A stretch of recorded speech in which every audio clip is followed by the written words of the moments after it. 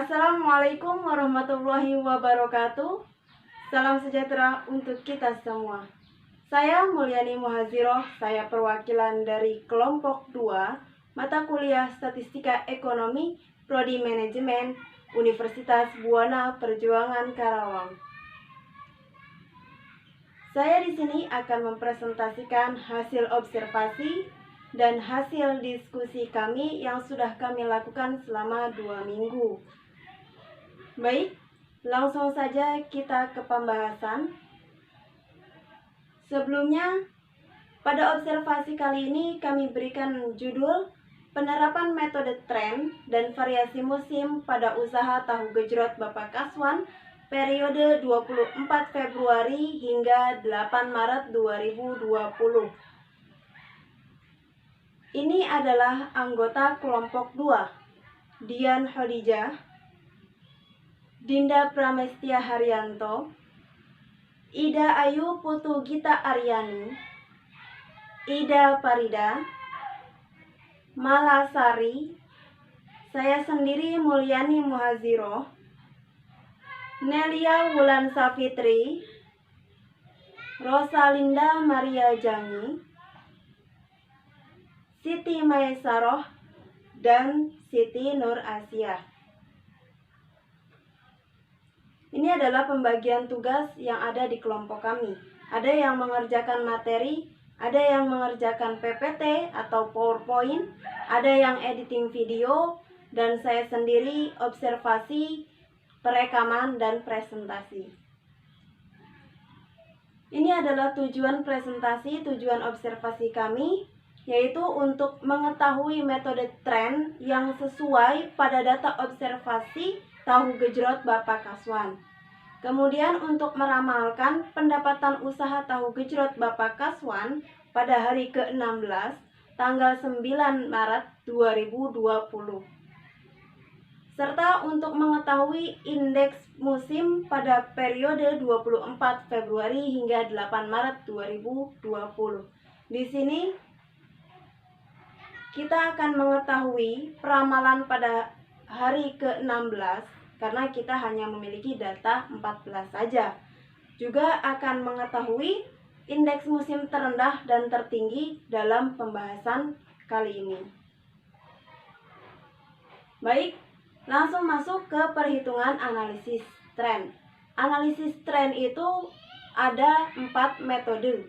Yang pertama adalah analisis tren menggunakan metode semi rata-rata, kemudian metode kuadrat terkecil, ada yang genap, ada juga yang ganjil, metode kuadratis, dan metode eksponensial. Yang akan kita bahas di sini hanya ada 2, yaitu metode semi rata-rata dan metode kuadratis genap. Metode semi rata-rata atau perhitungan tren menggunakan metode semi rata-rata.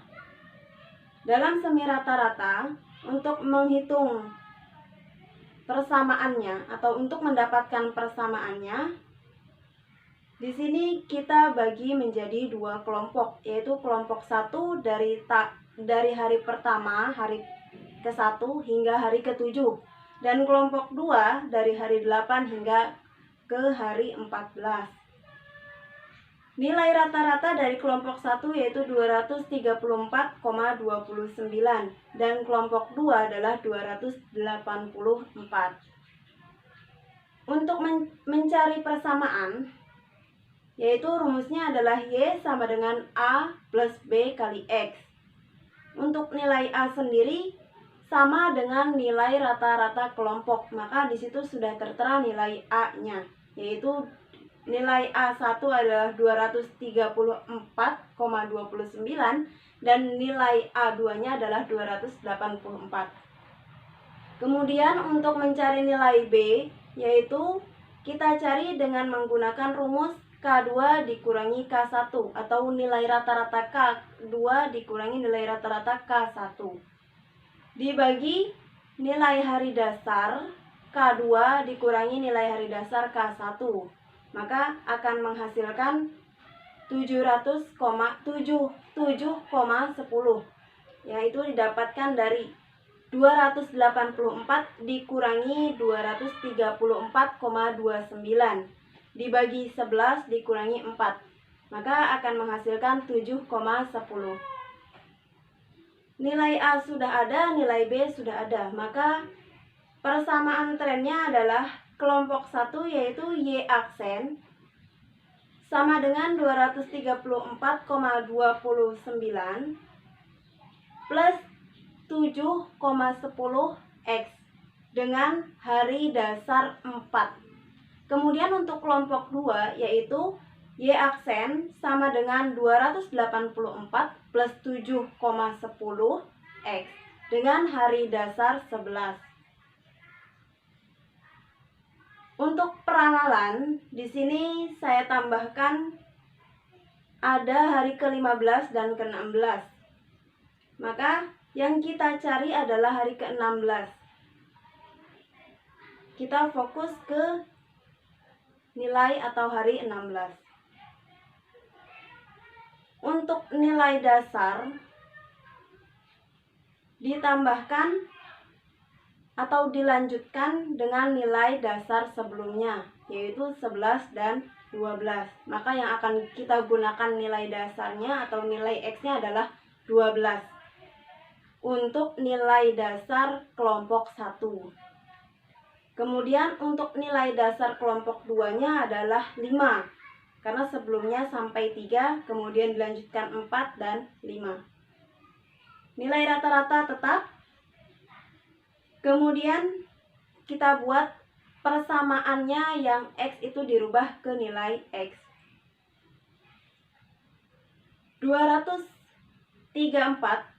234,29 plus 7 dikali 10, maaf, 234,29 plus 7,10 dikali X. X-nya kita rubah ke X kelompok 1 yaitu 12. Maka hasilnya akan mendapatkan 319,5. Kemudian untuk yang kelompok 2 kita menggunakan X 5. Sehingga dari persamaan 284 plus 7,10 X, X-nya kita ganti menjadi angka 5, maka akan mendapatkan hasil 319,5. Dari sini dapat kita simpulkan bahwa ramalan pendapatan tahu gejrot Bapak Kaswan di hari ke-16 yaitu 319,5. Jika kita masukkan ke dalam ribuan atau kita rubah ke dalam ribuan, maka pendapatan Bapak Kaswan pada hari ke-16 tanggal 9 Maret 2020 itu adalah 319.500. Kemudian metode kuadrat terkecil. Metode kuadrat terkecil genap ya. Harinya tetap sama sampai 14. Kemudian pendapatannya juga tetap sama, hanya di akhirnya kita jumlahkan. Kemudian kode X-nya untuk metode kuadrat terkecil tidak menggunakan angka 1, akan tetapi di sini menggunakan 0,5 dan minus 0,5 dan ke atas dan serta ke bawah itu ditambahkan 1. Kemudian nilai Y kali X, maka hasil pendapatan dikali nilai dasar hari akan mendapatkan nilai Y kali X. Dan itu pun dijumlahkan untuk mencari nilai B. Kemudian X kuadrat. X kuadrat ini adalah perkalian sama untuk nilai X atau nilai dasar hari. Dari tabel berikut didapatkan bahwa nilai A yaitu 259,14 dan nilai B-nya adalah 6,96. Maka persamaan yang terjadi atau persamaannya adalah Y aksen sama dengan 259,14 plus 6,96 X. Jika kita mencari peramalan menggunakan metode kuadrat terkecil, maka kita tambahkan hari 15 dan hari 16. Di situ belum ada pendapatannya. Dan untuk nilai X-nya kita lanjutkan ke bawah, yaitu ditambah jadi 7,5, 8,5. Kemudian untuk peramalannya dari persamaan Y aksen sama dengan 259,14 plus 6,96 kali X. X-nya kita ganti dengan angka 8,5. Maka akan mendapatkan hasil pendapatan Bapak Kaswan pada hari ke-16 tanggal 9 Maret 2020 yaitu 318.300 atau 318,3, dalam ribuannya adalah 318.300. Kita masuk ke perhitungan indeks musim menggunakan metode rata-rata tren. Di tabel ini, pada hari pertama pendapatan 226. Nilai hari dasarnya adalah negatif 6,5. Maka Y dikali X akan mendapatkan negatif 1469. Kemudian nilai X kuadrat. Nilai X kuadrat didapatkan dari negatif 6,5 dikali negatif 6,5. Maka Y aksennya sama dengan atau pendapatan peramalannya yaitu 213,89. Indeks musim adalah 105,66. Indeks musim didapatkan dari pendapatan asli dikurangi dengan pendapatan ramalan dibagi dengan 100. Maka akan mendapatkan nilai indeks musim untuk hari pertama yaitu 105,66.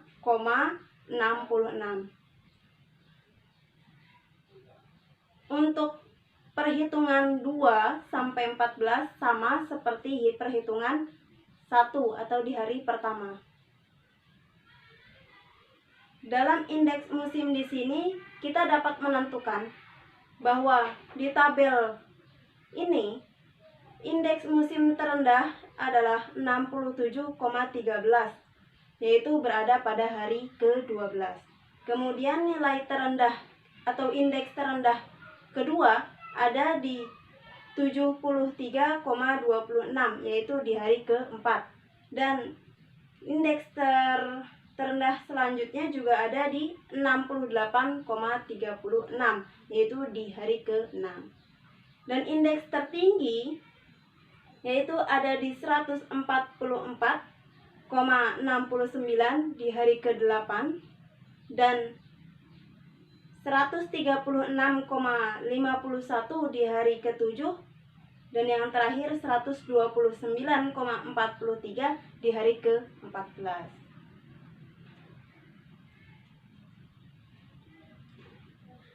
Kita masuk ke menentukan metode terbaik. Oke, dalam menentukan metode terbaik, kita akan melihat jumlah dari Y dikurangi Y aksen kuadrat yang nilainya paling kecil atau terkecil. Karena di situ adalah nilai error, kita akan melihat dari nilai error yang paling mendekati dengan nilai asli. Berarti jika kita cari yang terkecil, maka nilai errornya itu adalah nilai yang paling kecil.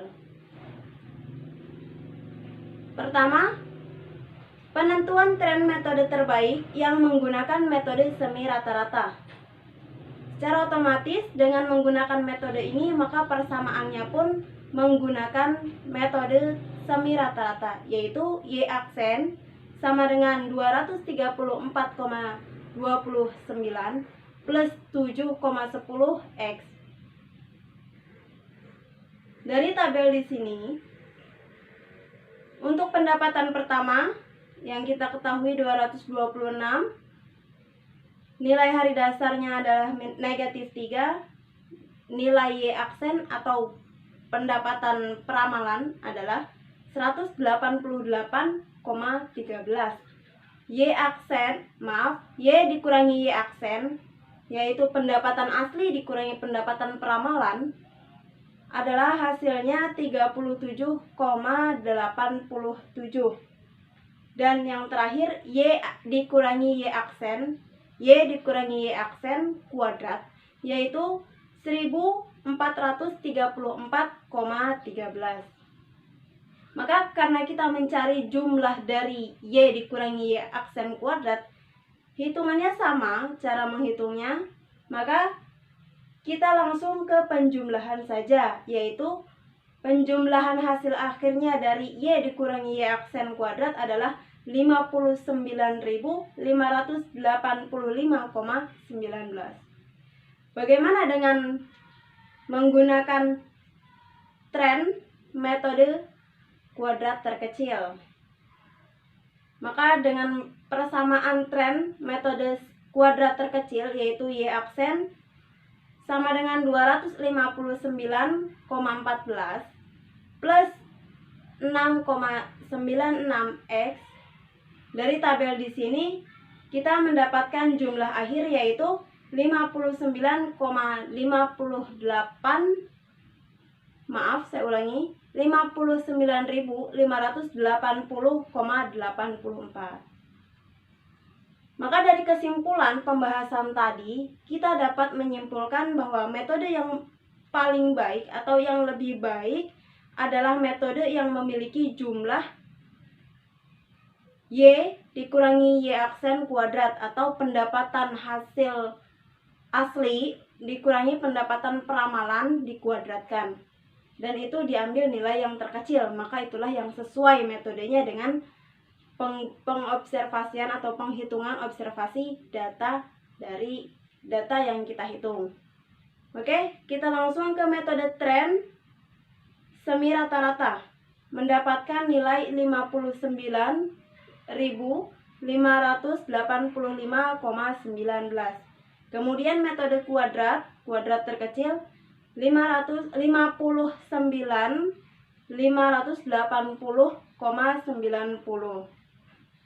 Maka dari model data tersebut, yang paling kecil, yang paling sesuai adalah metode kuadrat terkecil karena memiliki jumlah Y dikurangi Y aksen kuadrat yang kecil. Dengan menggunakan persamaannya, yaitu Y aksen sama dengan 259,14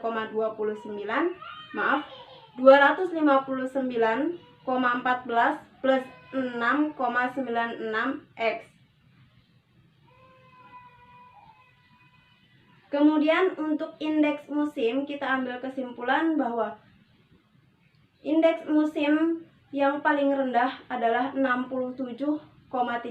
Ini indeks musim yang pertama, yang paling rendah, nomor 1. Ada di hari ke-12 tanggal 6 Maret 2020. Dan yang kedua adalah 68,37, ada di hari 6 tanggal 29 2020. Dan kemudian indeks musim terendah terakhir ada di 73,23, hari keempat tanggal 25 Februari 2020. Kemudian untuk indeks musim tertinggi kita temukan di 144,69, yaitu ada di hari ke-8 tanggal 2 Maret 2020. Ini adalah tanggal di awal bulan, secara otomatis mendapatkan nilai tertinggi, berarti penjualannya lebih tinggi di tanggal ini. Kemudian di tanggal 1 Maret 2020 ada indeks musim tertinggi kedua, yaitu 136,51, hari ke-7. Dan indeks musim 229,43 ada di hari ke-14 tanggal 8 Maret 2020. Oke, sekian presentasi dari kelompok 2 statistika ekonomi. Kiranya hanya sekian saja yang bisa kami sampaikan, kami jelaskan, dan kami presentasikan. Terima kasih atas perhatiannya. Wassalamualaikum warahmatullahi wabarakatuh.